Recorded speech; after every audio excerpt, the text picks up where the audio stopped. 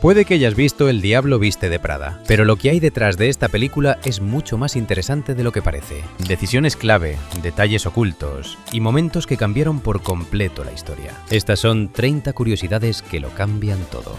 Meryl Streep dudó en aceptar el papel porque pensaba que sería superficial. En lugar de gritar, decidió interpretar a Miranda con una voz suave, casi susurrando. Y eso la hizo muchísimo más intimidante. Durante el rodaje se mantuvo distante del resto del reparto.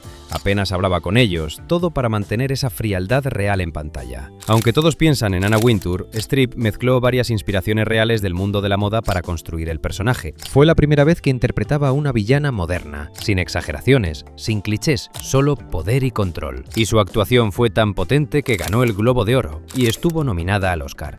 Anne Hathaway no era la primera opción del estudio, era la novena. Actrices como Rachel McAdams también estaban sobre la mesa, pero todo cambió cuando Meryl Streep vio su actuación en Brokeback Mountain y ayudó a que consiguiera el papel. Su transformación en la película no es solo de vestuario, también cambia su forma de hablar, moverse y reaccionar escena a escena. En el libro original, Andy es mucho menos agradable. La película suavizó su carácter para conectar mejor con el público. Y muchas de sus reacciones en pantalla son reales, porque incluso ella se sentía intimidada actuando frente a Meryl Streep.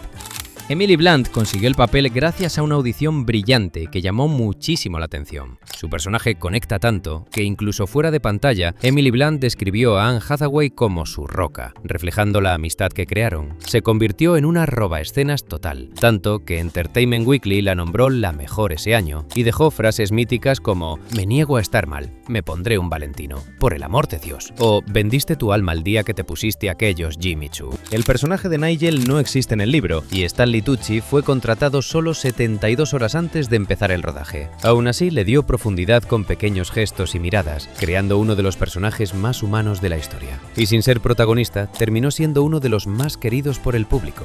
Adrian Grenier ha reconocido que muchos vean a su personaje como una red flag andante, y entiende perfectamente por qué. Representa ese choque constante entre perseguir tus sueños o mantener tu vida personal.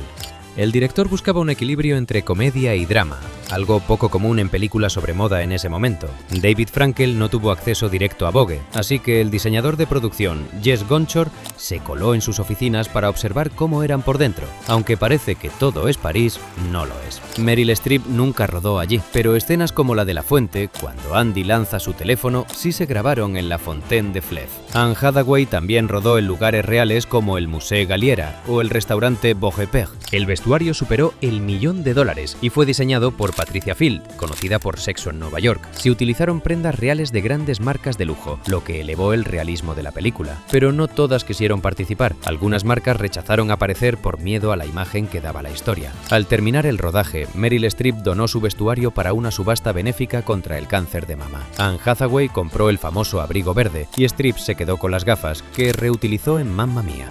La película costó unos $35 millones y recaudó más de 300 millones en todo el mundo. La crítica fue muy positiva, especialmente con Meryl Streep. La frase «eso es todo» se convirtió en un símbolo del personaje. Y con el tiempo, la película se ha consolidado como una de las más influyentes sobre el mundo de la moda.